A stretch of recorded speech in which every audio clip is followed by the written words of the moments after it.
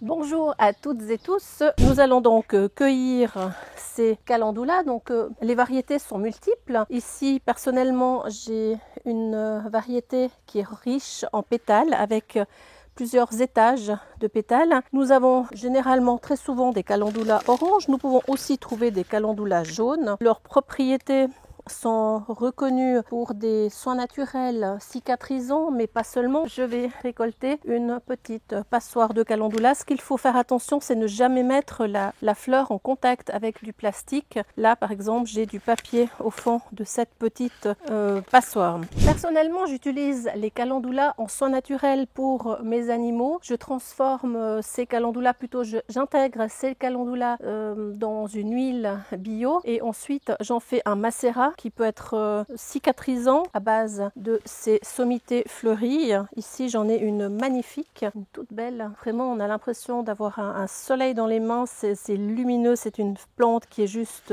magnifique. Donc, réaliser des alcools à base de calendula pour d'autres utilisations. Ce qui est très intéressant aussi, mais là on est plus dans des recettes de cuisine, j'aime aussi prendre les boutons de calendula que je vais mettre en vinaigre et c'est toujours très apprécié en apéritif parce qu'il faut aussi savoir que les fleurs de calendula peuvent être ajoutées comme décoration dans nos assiettes, mais également nous pouvons les manger, nous pouvons également en faire le système de voilage. Donc je vais mettre ces calendulas sur une voile, puis je vais recouvrir les calendulas de façon à ce que ces fleurs puissent sécher à l'air libre, tranquillement, surtout pas au soleil, et ensuite de pouvoir les intégrer dans différents produits à réaliser soi-même. Je vous dis à très vite, bye bye.